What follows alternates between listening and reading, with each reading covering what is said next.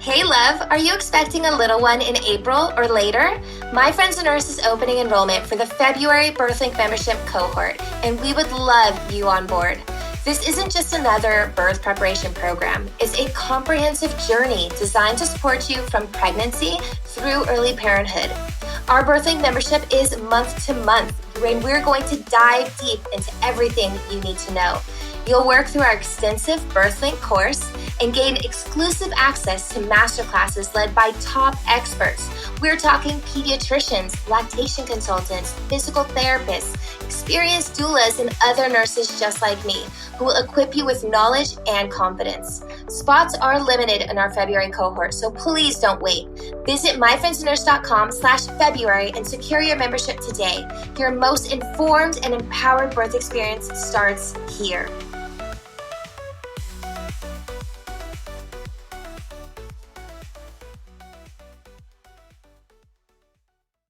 Hello, welcome to the BirthLink podcast. Welcome back.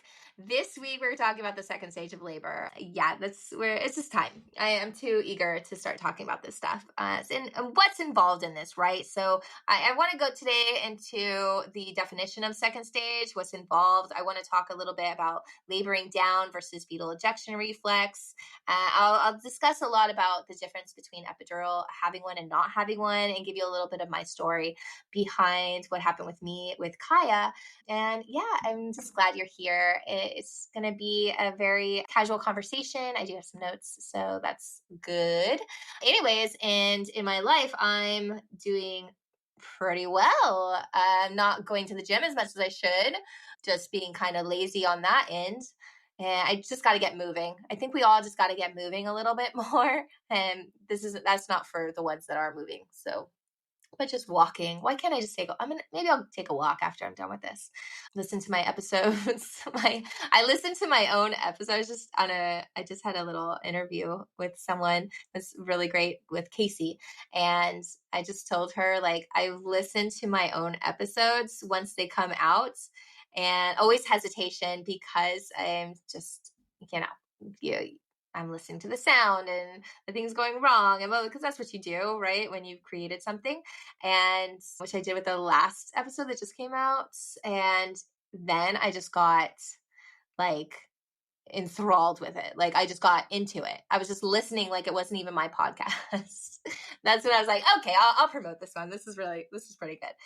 The information's good. I just love interviewing and getting birth stories and information and talking with friends that are in this birth world and just that are women or mothers, and that connection is so important. So catch those episodes, catch the episode we have out now with Sarah G and her birth story that just came out. And trust me, stick with it. About 15 minutes, you're going to be into this conversation. I just enjoyed that one so much. But you're here now, which means maybe you already listened to Sarah G's story, and now you're here learning about the second stage of labor and what happens when you're 10 centimeters. I will go into a little bit of pushing techniques, but other stuff that I want to talk about is like in upcoming episodes is, different types of pushing techniques, breath work, how you're going to breathe, how we monitor the baby during that time, what your options are, and ways to prevent tearing. I think that's really important. And then, of course, the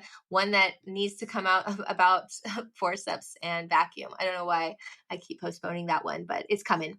All right. So here it is, BirthLink episode at number, 22? Second stage of labor. Enjoy.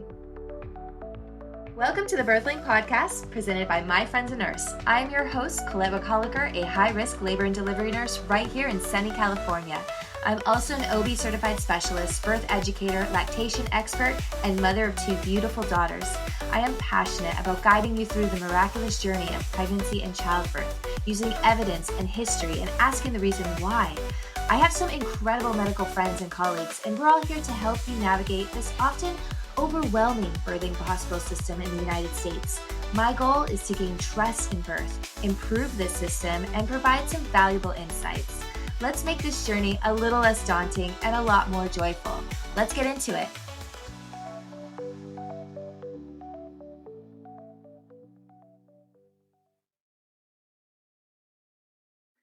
Welcome back to the Birthling Podcast, everyone. I'm so glad you're here. Today, we are going to start jumping into the stages of labor so that we can understand birth a little better. We can understand what our body is going to do during labor. And I'm kind of going backwards. The first 15 series was what happens right after labor, with the little exception with episiotomies. I just went into the questions, the history, the why behind what we do when with regards to skin in the golden hour, with the baby medications. I didn't get into putting a hat on the baby or a couple other things, but I will, okay? We'll talk about newborn stuff maybe a little later. There's so many topics. It's hard to figure out what you need to know. I have a list of maybe over 100 points that you may want to look into when it comes to your birth plan and planning for your birth and your baby. Over 100, and there's probably more. These are just things that I'm coming up with and adding to it, but it's a lot. And so definitely great when you have a podcast because you have plenty of topics to cover, but kind of hard when you're trying to group them all together and then you come up with new ones. So what's okay. So I did the first 15 series, and yes, there's going to be more stuff added to it, I'm sure. Maybe it just won't all be consecutively, and that's fine. But I do want to jump into, because I really wanted to talk about forceps and vacuum, and maybe we can talk about fetal monitoring, especially while you're pushing. And then we can get into the first stage of labor, which is basically all of labor, right? Getting to 10 centimeters. So what happens in the second stage of labor is you're 10 centimeters now, and now it's time to push. So basically you're 10 centimeters, now what? What's going to happen now that baby's on its way out? Okay, so let's talk first. I think if you listen to the past episodes, especially with regards to the APGAR scores, I did speak about Dr. Emanuel Friedman. This was the obstetrician in the 1950s, and he's the one that developed and became known as what was the Friedman's curve. So he developed that, and it's pretty popular now. It's what a lot of obstetricians still use almost 100 years later, which is crazy to me. But it's like it's a graphical representation of labor progression, and it's basically has become standard for many decades. And maybe it's changed a little bit, but not a lot. His research originally suggested that first stage of labor for first-time moms should dilate approximately 1 centimeter per hour. And with moms that are multi-gravida, which has more than one birth, they should dilate faster, so about 1.5 centimeters per hour. And that's the first stage.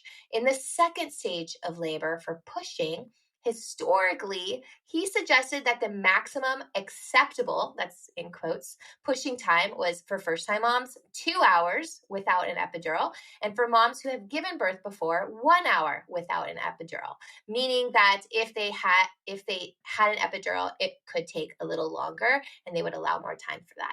But without an epidural, they shouldn't be pushing more than 2 hours. And for moms that have given birth before, they shouldn't be pushing more than an hour, right? However, thankfully, things have changed a bit. So modern obstetrics, they have challenged this way of thinking and this suggestion, and it has evolved these more rigid time frames, thank goodness, because we are all so different, and all the stars align differently when it comes to baby's position, your pelvic floor, and the shape of your pelvis.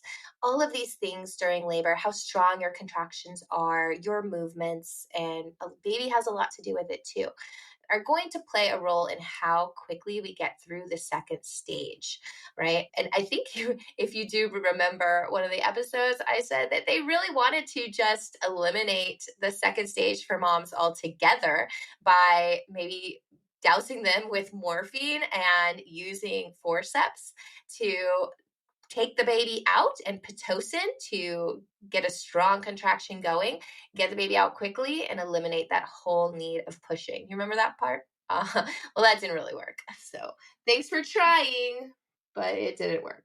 Anyways, where was I? So modern timeframes now, and this is the current recommendations from organizations like ACOG. and they're more nuanced now. So with an epidural, you can push up to 3 to 4 hours, and that's considered acceptable. After 4 hours, they're going to start monitoring a little more closely on how you are doing and how baby's doing and what could be the cause. And if it's something that maybe they just need to stop and move to a C-section, especially if baby's not showing any signs of descent. So is baby coming with each push and they can see it a little bit more? It's just really slow.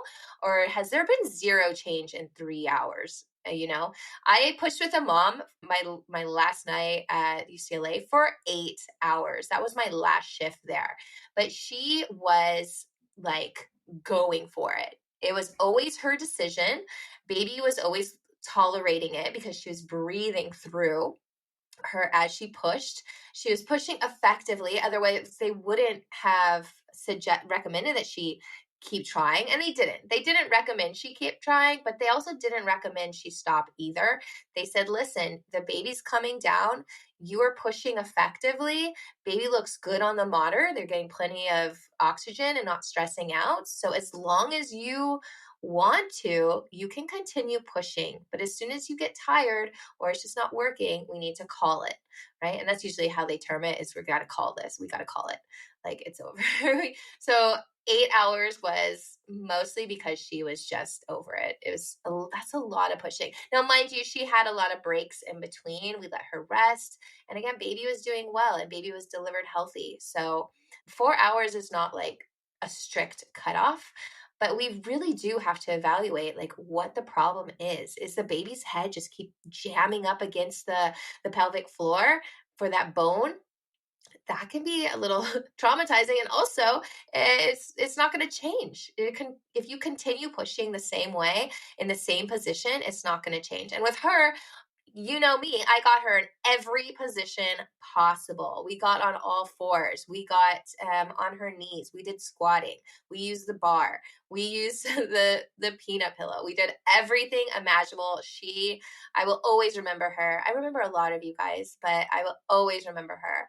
And if she's listening, she knows who she is, I'm sure. What a superstar. And she had such a great support system. They kept in high spirits, but it was very hard. And to go through all of that and then end up in a C-section has to be very, very difficult. And I just have to remind her, like, at least you know you did everything.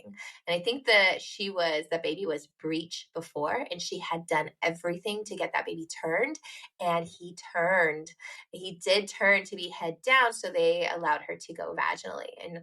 And she went that far. She went that far to get to 10 centimeters. Her body did it.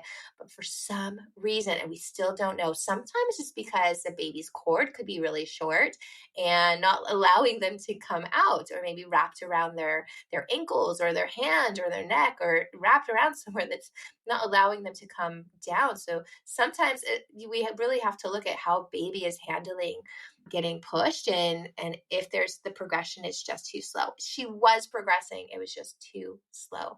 And it's so difficult when we don't have an answer why, but it happens. Okay, so I was just going off on my own little story, but so with an epidural, 3 to 4 hours, you can expect to be able to push before you have a doctor coming in. And usually around 2 hours, they'll come and assess just to make sure that they're effective pushing. So you will most likely be pushing with your nurse. Okay, so your doula, if you have one, your nurse is going to be there to monitor the baby and your pushing. So she coaches you through your pushing. A lot of times it's, they're going to say, hold your breath for 10 seconds, push, take a breath, do it again. And you do 3 sets of that during each contraction. You want to push with each contraction, and your nurse will be there to coach you. It's important to have other options though. Your nurse is going to come with just how she was trained. And let me tell you, I was trained one way and I had to learn other ways, other positions on my own. Hopefully you get a nurse that has done that. Hopefully you find an experienced doula that can also teach you. And then you can also, learn with me, and I'll teach you other ways you can push.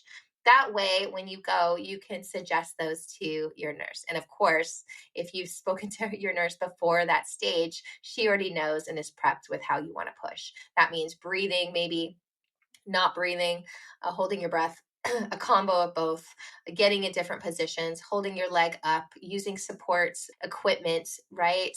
I always say, ask them, like, what are the options for pushing? I want to know them all. Maybe you don't want to just stay on your back with your legs in the air, chin to chest, holding your breath for 3 sets every contraction. That if we had done that with the mom at UCLA, she wouldn't have lasted. There's no way. Like, she wouldn't have made much descent and the baby would not have looked good. Once I started switching how I was pushing, most of my babies on the monitors do way better. Once they start holding their breath, laying on their back during pushing, they stress out. They start having these deep variables, which is when the heart rate slows down very suddenly with the contraction, and then it comes back up. And the baby does have reserves to get through that, but it can last only so long, and then they start getting stressed out. And then that's when the provider and the doctor gets called in and the nurses get stressed out, and you end up in a C-section at like 1 or 2 hours of pushing because the baby just couldn't handle it. So once I changed how I was pushing with her, getting her off of her back, having her breathe as much as she could during her pushing. So that means relaxing your pelvis floor and just assisting the uterus on pushing. The uterus is doing all of the pushing. It's up to you to kind of pave the way for them, surrender to it, allow that space to open up down, and then push slightly.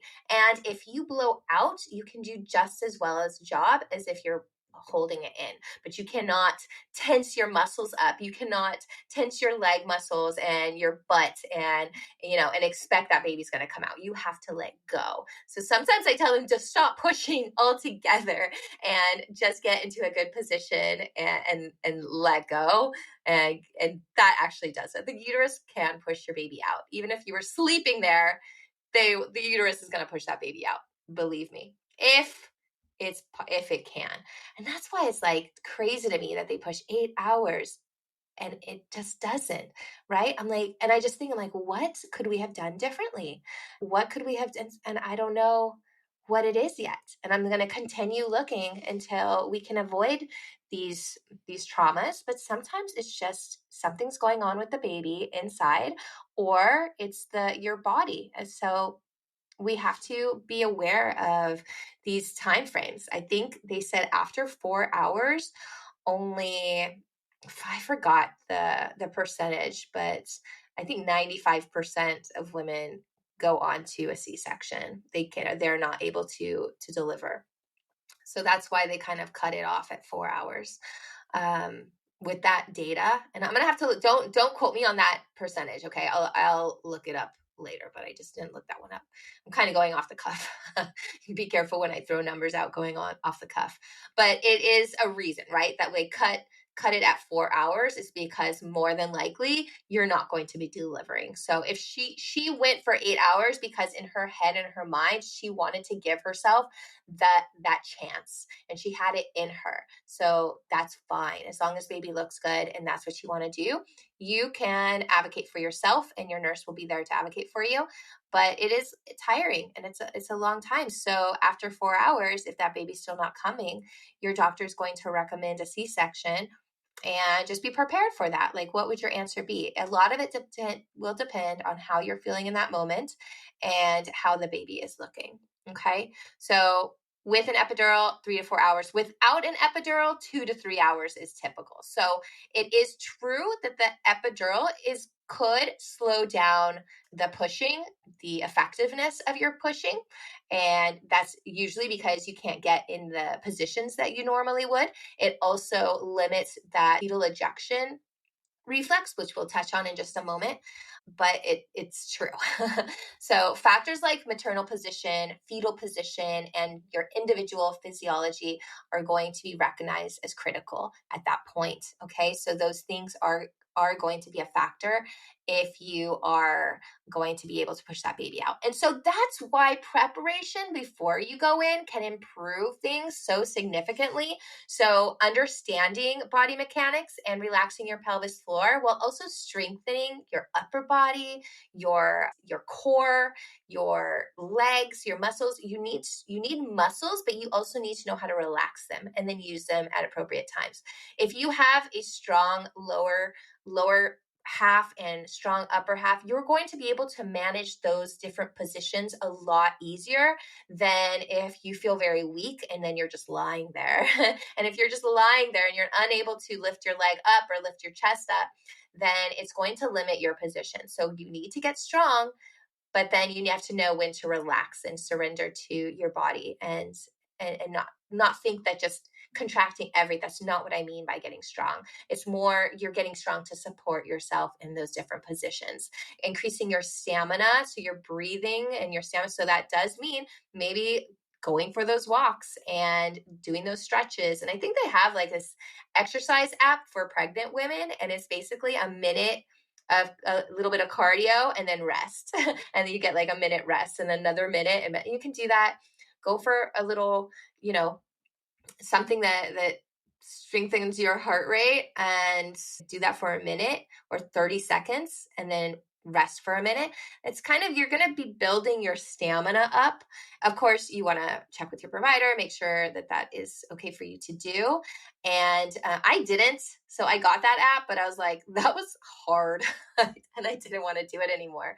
But I come from a background of, working out pretty regularly. And I did go for walks. I did do stretches, and I learned relaxation techniques. And I also knew my body physically was able to deliver, because I had my daughter when I was 20. And for her, I think I pushed like 20 minutes, but I was young. Something to be said about being young. So if I have a patient that's like 16, 17, 18, 19, 20, maybe 22, like those babies come out where they're like, their bodies are in shape for the most part. And they're fertile, and we're able to push out a little easier. Once you get older, your muscles are not being used as much. Sorry, but it's true. Then it's going to be a little tougher. And that's just, I can tell when a mom is worked out when she hasn't. And that's not being said you need to run out and go work out now. Like I said, I didn't. But I came in more mentally prepared. I made sure that I was always using proper body mechanics during pregnancy to make sure that the baby was descending and in the right position. So there are things that you can do during pregnancy to make sure of that. Look at how you're sitting down in the chair. Are you slouching? That's giving the baby a little bit less room to get in proper placement. But if you're giving your lumbar area a lot of support, even in the car, definitely when you're in a chair, in a rocking chair, even in bed, you want to look at your body mechanics and figure out what you can do to make sure that baby is getting into the right position, because that position is critical when it comes to being able to push. So if that baby's turned and facing up, right, sunny side up, that's occipital posterior, OP position, a lot of names for that one, but that baby's looking up. I have delivered many babies vaginally looking up, and some, like a handful of them, have only pushed a few times, a few minutes of pushing, and that baby came out, right? But baby everything else was in place. That mom was young. She's had baby before. She had, physiologically, her body was in the good size and shape to deliver that baby. The baby was quite large. Okay, so that was going against them. But everything else was good, right? Baby was in a good position, and she pushed that baby out quick, laying kind of tilted on her side leg up in the air, and that baby popped out. And I don't even think she tore.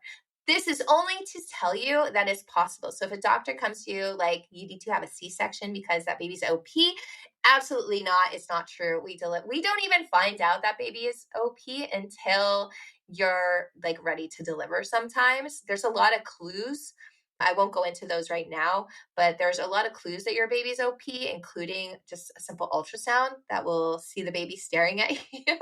So but I don't want that knowledge to affect you. But just know that it may mean you may have to push a little harder because they have a little bit more work to do. I definitely go to YouTube. If you're one of my clients, then you're going to learn about it. But the 7 cardinal movements of the baby, right? Just understand the flow of how the baby tilts the head. Sometimes they have to go opposite when they're not in the right position. So what is challenging them to get through that birth canal? And do you have the patience and the ability and skills to do it effectively? And a lot of it is patience. And then the skills of pushing. If you're just relying on what the doctors are going to tell you, it's probably not going to go well. If you follow their advice and do everything they want, now the baby probably will stress out, and you're going to get your legs in the air and hold underneath your thighs, and you're going to be pushing, holding your breath as hard as you can.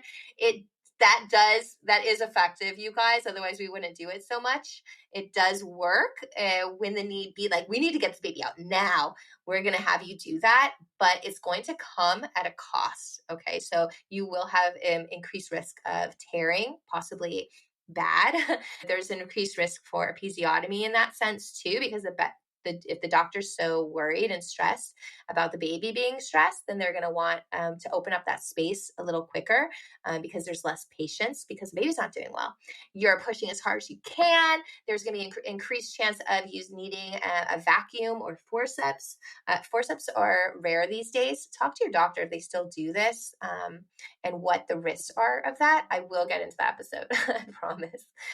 I keep saying it, but I will. So yeah, there's things that you're going to be at risk for if that baby's stressing out, but it is effective. So know if your doctor's saying, hey, we need to get this baby out right now, you're going to lay on your back, you're going to grab underneath your knees, you're going to bring your legs to you. I want you to take a deep breath and hold your breath, keep your chin to your chest and curl up like a ball and push like you're pooping. 1, 2, 3, 4. This spiel comes out like, this is how I was trained, you guys. And this is how I hear every doctor for the most part. And most of the nurses tell their patients, especially at the very end, and especially if that baby is stressed out and we need to get that baby out quick and we need effective, strong pushes. It works. It does. But like I said, not without a cost. So there is the risk of tearing more. There is a risk of episiotomy. There is a risk of hemorrhoids and maybe hemorrhaging.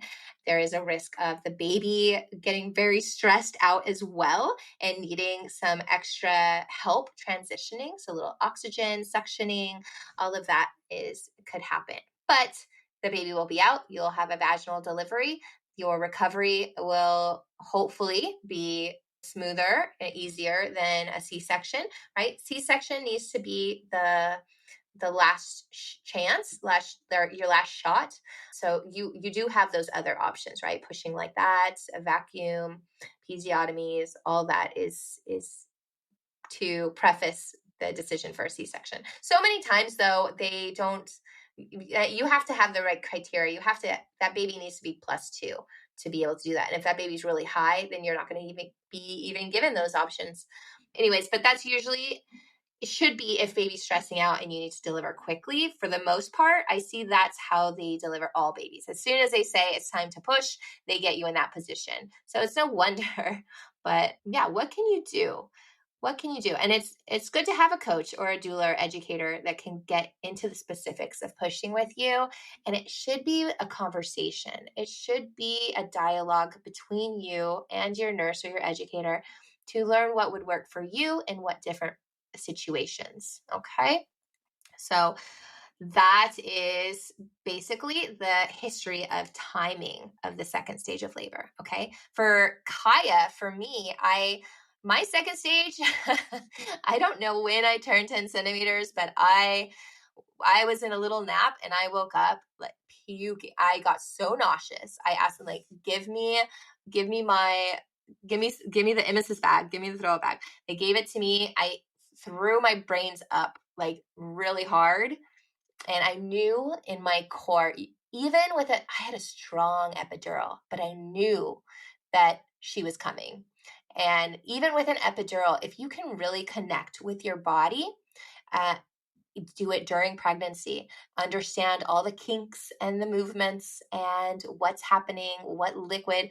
Don't disregard these things. Note everything so that you can learn to trust your gut and to understand your body as best you can. Because I promise you, I knew she was coming and I didn't need anybody to check me. I just knew it. Guy said, go tell the doctor she's coming. It's time.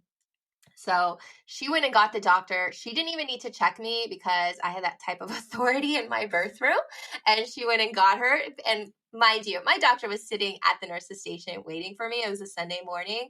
And that's kind of, I guess, the perk of being a labor and delivery nurse and having that kind of relationship with your doctor. But I hope you have that and you can have that. So it was very nice of her to come. She came when I was 7 centimeters in the morning. It was like 7 a.m. And she came and hung out for a few hours. Crazy. She knew I was going to go fast, I think. But yeah, I puked my brains out. I said, I know this baby's here. I'm about to deliver. I knew I was in the second stage.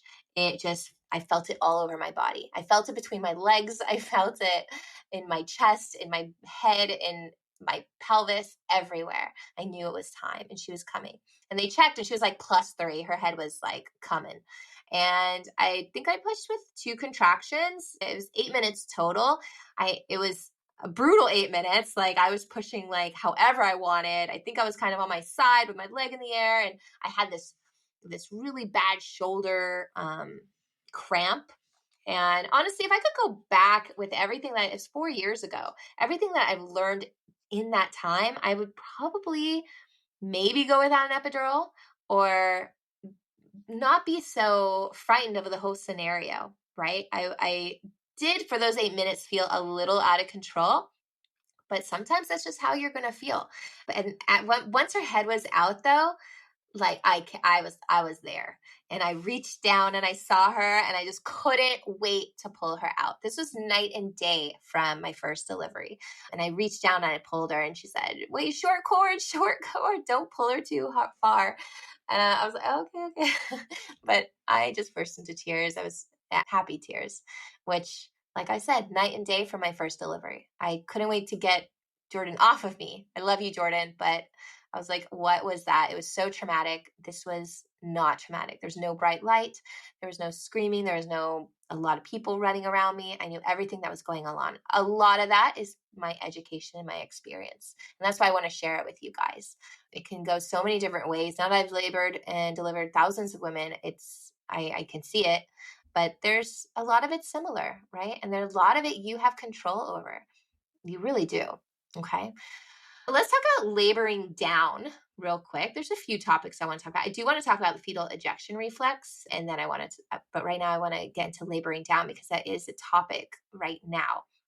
So we used to as nurses love to labor down. It seems if we check you and you're 10 centimeters, but the baby's still high, to us, that means just because you're 10 centimeters doesn't necessarily mean the baby is ready to come out, right? It feels logical. It makes sense to us. So we called it laboring down, where we let the uterus and your positioning. So it wasn't like we were just doing nothing.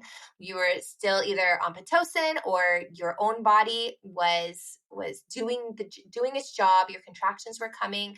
You went through transition. Now you're 10 centimeters, but the baby's still really high. It needs to do a little bit of rotation and come down, do a little more descent and come down more into the pelvic, into the vaginal canal.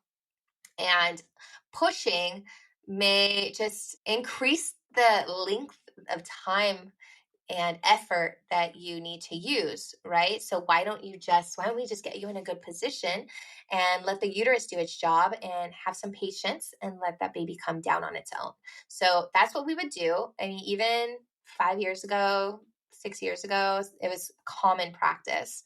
And even I said, a lot of nurses say you're 9.5, which to us meant you're laboring down, which means you're probably 10 centimeters, but the baby's really high. And now with new evidence coming out, so they had this big study that was done and they actually had to stop the study because too many women in the period of time of quote unquote laboring down were getting infections. Their chances of hemorrhaging were going up for the group that was laboring down. And they had to stop it because of the health to the mom and the baby. They said, we can't wait anymore. We have to start pushing. The study is done, and it's stopped. So with that evidence alone said, yeah, no more laboring down, right? We need to start immediate pushing at full dilation, 10 centimeters, because that will be more beneficial, right? It's going to shorten the time you push actually, and decrease your chance of infection and hemorrhaging. And there's a couple other things that could be affected. But you know, that comes with the case that you have an epidural and the baby, and you're not feeling when you are 10 centimeters, right? That's why it was important that I had those symptoms, that I threw up, that I knew in my body that baby was ready, right? That was my body telling me it's time. I don't know when I became 10 centimeters. Maybe I became 10 centimeters an hour before, but nobody had checked me. If they checked me at any time during that hour or after, they'd be like, okay, well, you're 10 centimeters now that I checked you. And that's when we write in the chart, you're 10 centimeters at 11:50 a.m., right? Now, maybe you were 10 centimeters an hour ago, but nobody knew, right? So that's what the epidural comes into play, because you're not going to feel it like you would if you were laboring. You really know when you're going through transition, and your body really knows when you are 10 centimeters or when you're just ready to push. Sometimes you feel babies coming and you're not 10 centimeters yet, but that cervix will get out of the way. And if it doesn't, unfortunately, you're going to have a cervical tear, and that's another story. So we do in the hospital want to wait till you're 10 centimeters, but just know that when you're 10 centimeters is when we check you, but you could have very well been 10 centimeters for a while. And because we don't know how long you've been 10 centimeters for, unless we were literally checking you like 5 minutes ago, then we're going to say, you know what, let's start pushing now and not wait, because you've been 10 centimeters for a while. Let me get more into history before I give my opinion, okay? Because I got to give my opinion on this. So the traditional approach, historically, providers would recommend laboring down, which is waiting maybe an hour or two after reaching full dilation. And remember, we didn't really know when you were fully dilated before you start pushing actively, right? And that's especially with an epidural. The rationale was to allow the baby to descend naturally and reduce maternal exhaustion, just like I said. Makes sense. But the current evidence-based recommendations based on that study that I told you about was immediate pushing as soon as we discover you're 10 centimeters, which, I have it right here. I'm reading my notes now, and I do have the list. Potentially shorten overall second stage of labor, reduce risk of cesarean section, improve fetal descent, and minimize maternal fatigue. But it does also decrease, I don't know why it's not here, decrease your chance of infection. They noticed that, especially if your water was broken.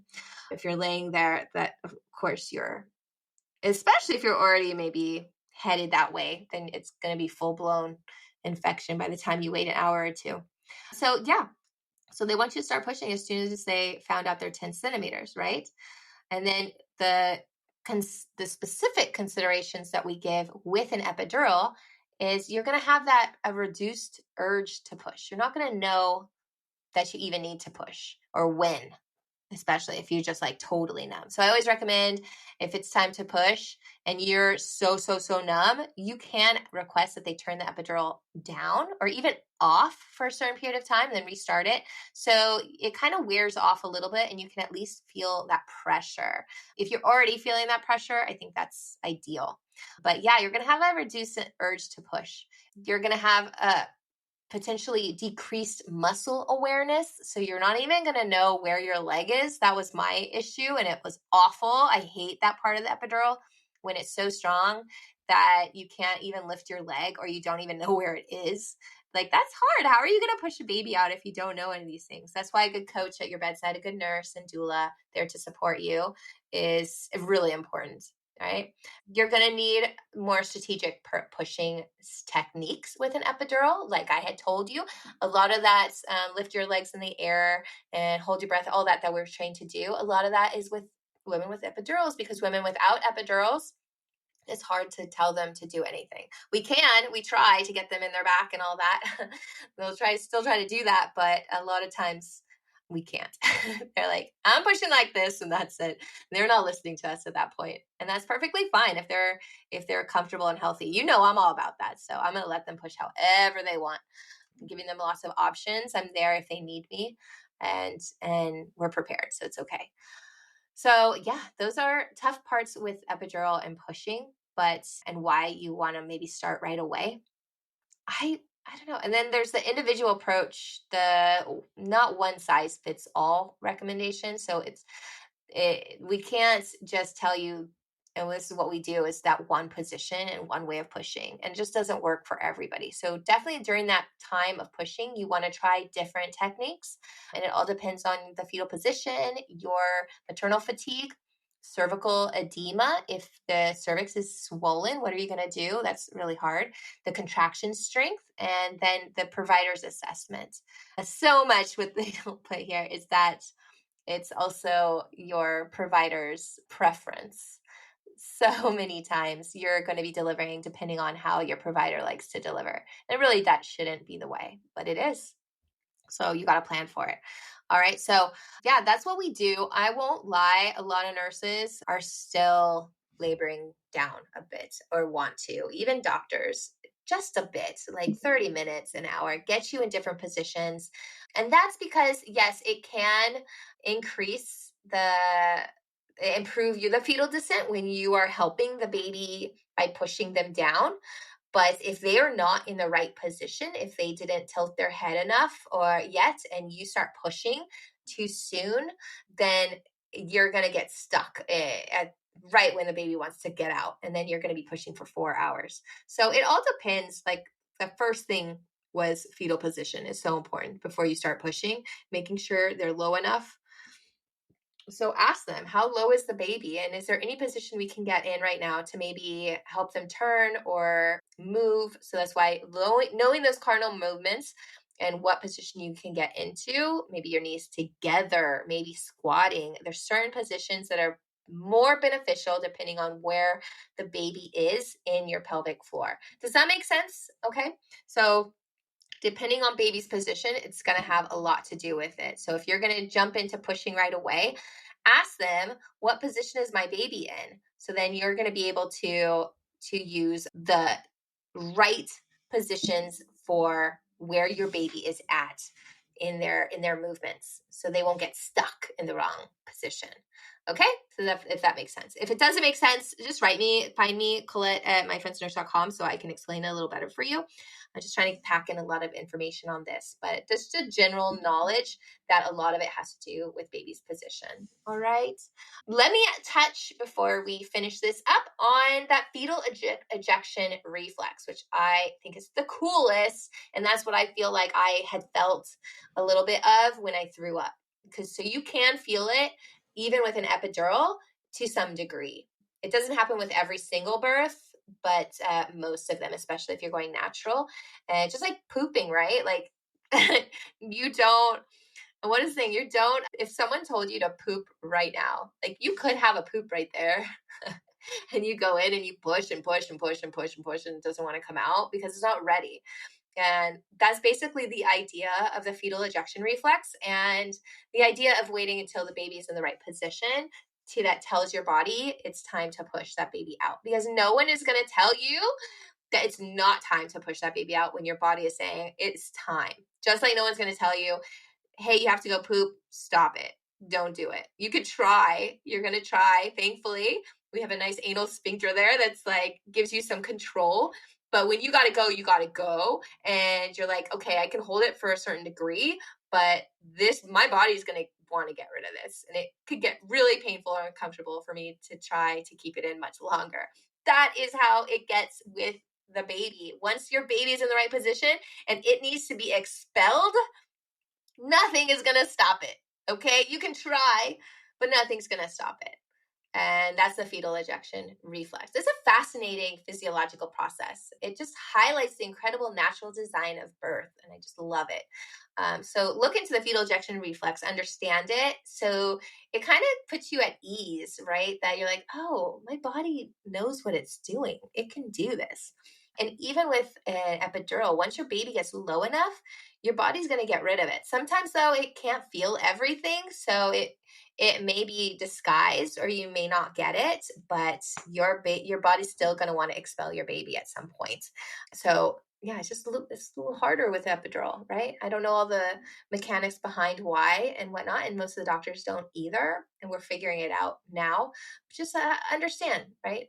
There's a cost to things. I'm so happy for my epidural, and I'm happy that my body was able to still go through that fetal ejection reflex, and that I was in tune with my body and I knew that. But there's also something to be said for just laying there and someone telling me the baby's coming. Anyways, definition of fetal ejection reflex: it's an involuntary, hormonally driven pushing mechanism. It occurs when the body is in an optimal, undisturbed state, characterized by sudden, powerful, and involuntary pushing contractions. All right, this is just a stage in your second stage. So it's like a little phase of your second stage where your body's expelling the baby. Hormonal triggers: it's primarily driven by oxytocin and adrenaline. Sometimes it causes some shaking. Happens most commonly in unmedicated low intervention births. I think a lot of that to do with you're just in tune so much with your body that you feel it and your body knows what's going on. The oxytocin is managed through that feedback system. So it's not like we're pushing oxytocin in you, but your body's going to get a surge of oxytocin and adrenaline at the same time and pushes your baby out for you. Like it's fascinating. And that's something, I wasn't on Pitocin. So maybe that has something to do with it. If you're an epidural and Pitocin, maybe a lot more rare that you're going to feel it. That makes more sense. And it typically occurs when the birthing person feels safe, private, and undisturbed. And I did, even in a hospital. So characteristics: birthing person experiences an irresistible urge to push, just like pooping. Contractions become extremely powerful and efficient, and they're not as painful. Your cervix is gone. A lot of the pain is that cervix, getting rid of that cervix, and your baby getting position. Your baby's in position now. Those contractions are getting strong, but it's almost like a working strength, right? Just imagine pooping. How good does it feel to get that poop out when you really got to go, right? So something to be, what's the word? Like embraced. Embrace it. Oh, it makes me so excited. So the minimal voluntary effort required. You don't need to hold your breath and push or do anything. It's literally, you're not doing anything. It's going to happen.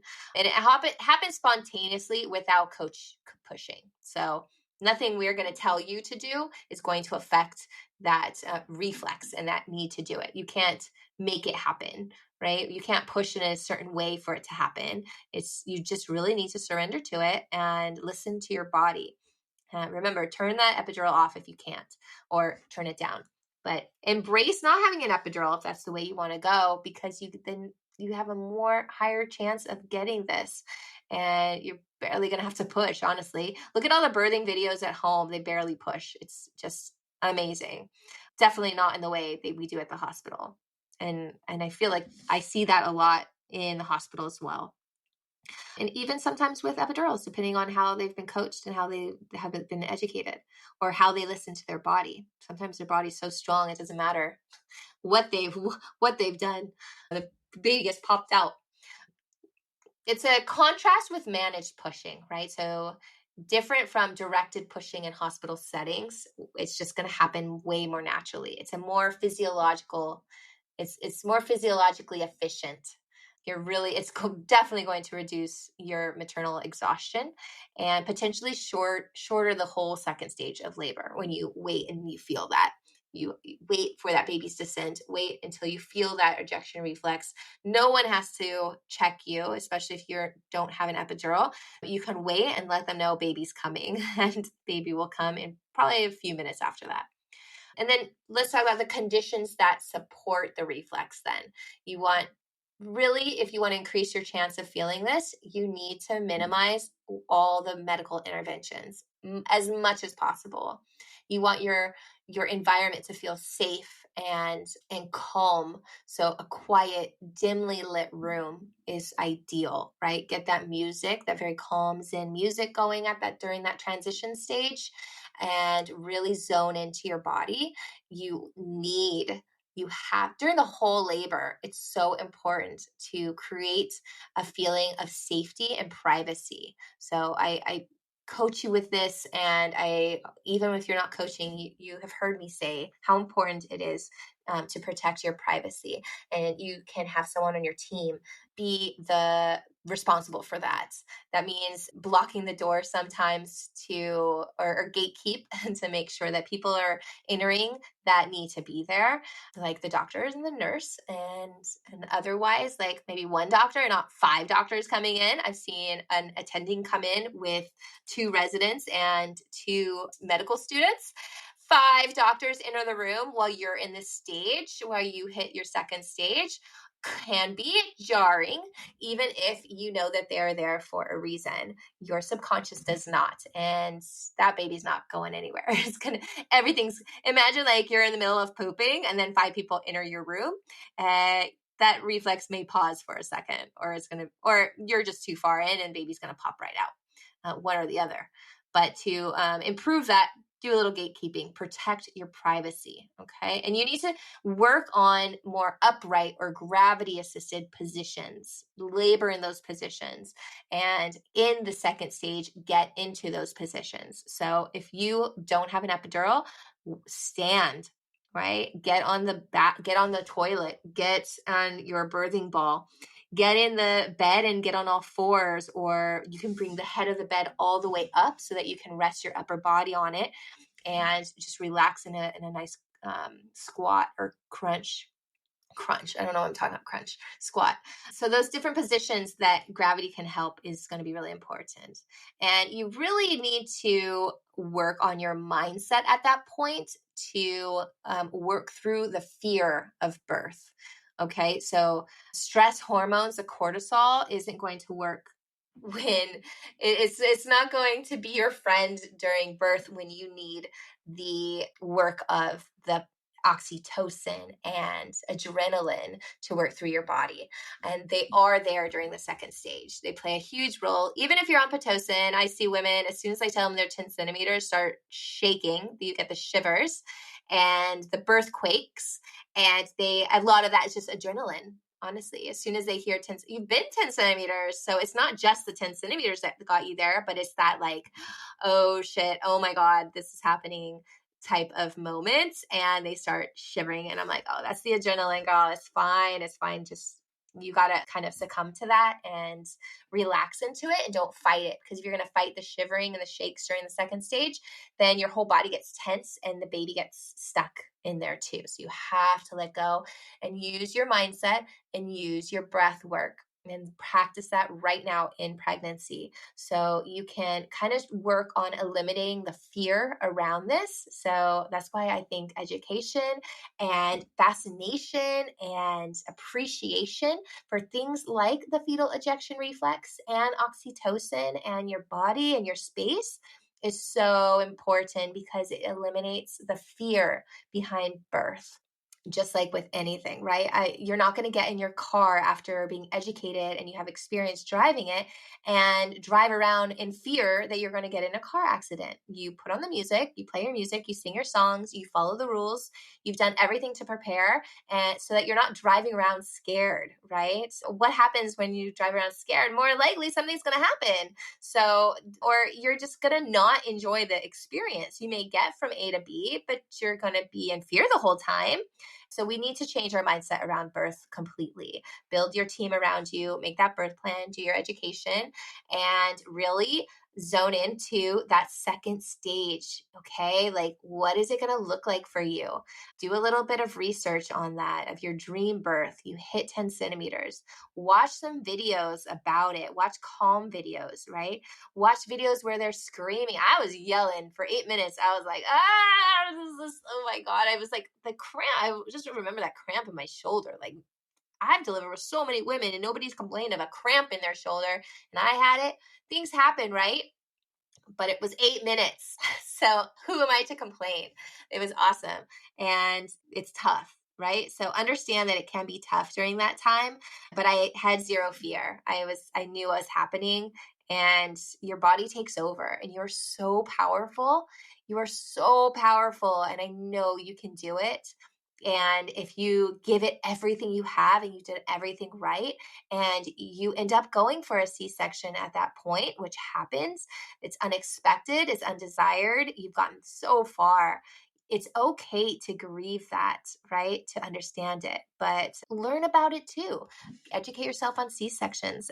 Like, understand that it's just in your cards right now, and you've done everything you can. So you don't need to live in regret. This is just something that happens, and be aware of it.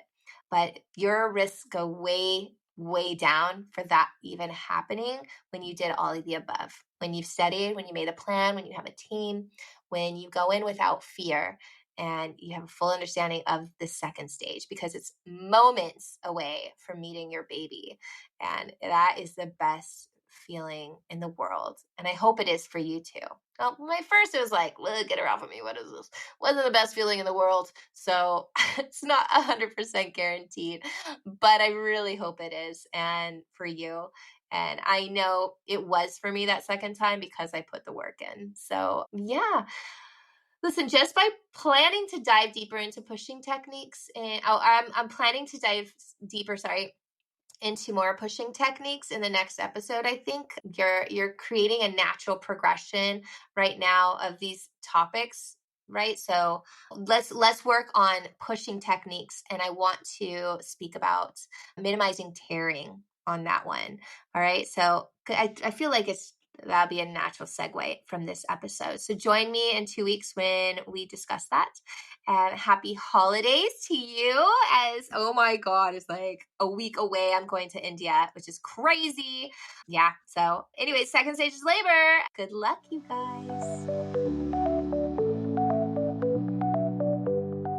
Thank you for joining me this week on the BirthLink episode number 22. And I hope you learned a little bit about the second stage, and just, of course, inspired you to dive in and learn a little more. So that was fetal ejection reflex, laboring down, second stage of labor, your 10 centimeters. What now? Dive into it, okay? So these are all points. This is kind of like the first 15 series, where everything that's happening during your pushing, once you become 10 centimeters, is not going to be a huge topic of conversation. You are in the zone. You are pushing now, or you are preparing to.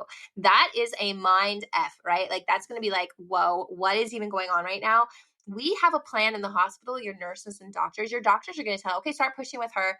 And we know the doctor likes you in lithotomy. So we pop up those leg mounts and put your legs, straddle them, and bring you down on the bed, and tell you to grab your legs behind your knees. And as soon as the baby's low enough, maybe we take off the catheter if you have one from your epidural. Like, we have a process, we have a plan. We do the same thing for every mom. And if you don't have the discussion beforehand, before we start doing these things to you, a lot of times without even asking you if it's okay or what you want, it's going to be really hard to stand up to us at that point and tell us, no, I want to do this. It's a rare find of someone that does that, tells me that, or has told me that, because I like I said, I nurse differently now, and I go in definitely talking about their preferences before. But if I show up, maybe my shift starts and I just come in and you're already 10 centimeters, you've already been pushing, is that the time that we're going to go over your birth plan and discuss it? Or is your nurse already going to be familiar and tell me about it in report, right? And then I'm going to be able to ask you the questions that I need to ask to make sure that you are getting your preferences the way you want it, that you're pushing and breathing and getting positions that you want, that you have the right support system there that you want. This is all stuff that you're going to need to prepare for before you ever come to the hospital and before you ever meet me, right?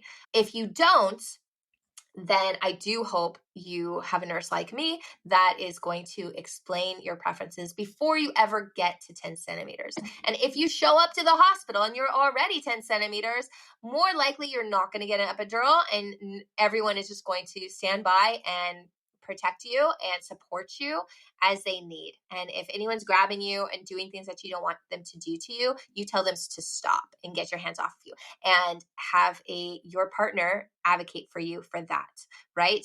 They need to be asking your permission. It doesn't matter if you're screaming in pain and you're 10 centimeters and that baby is coming. We need to listen to you and we need to demand that, right? We treat it so much like it's an emergency, and in emergencies, like in the ER, we don't do a lot of explaining, right? It has to be like you are hemorrhaging, you are bleeding out, that baby doesn't have a heart rate or is close to it, and then there's not going to be a lot of discussion at that point, right? We're just going to let you know this is an emergency. You're going to be okay. We're going to do our best and get you to the OR. We're racing you to the OR in emergencies, right? If you are coming in and the baby, you're 10 centimeters, or you have been with us, and we are disregarding your presence, right? Like you're even a human being, and we're not asking you things and explaining things to you and giving you the risks and letting you know what's happening, then we're treating it like an emergency. And we're doing that so often in labor and delivery and in birth, because we are coming from a place of fear. And I've said this before, and it's just, that's how it is. So I'm just urging you guys to prepare for this, to have these conversations with your nurses, with your doctors, with your family and your birth team before you ever get to the hospital, or when you first get to the hospital, right? And continue it as much as you can, and have your partner able to do it for you when you can't, to be able to push the way you want and have the baby the way you want and be the leader in your birth. And that's what I coach. That's what I teach. That's how I practice nursing at the bedside myself. So if you are a doula or you are a nurse, I hope you open your eyes to that and do the similar practice. Like, where are you coming from? Are you coming from a place of fear when you're making your recommendations or you're doing your interventions? Is this really being treated as an emergency when it's not? So many times we say it's an emergency C-section and it's not.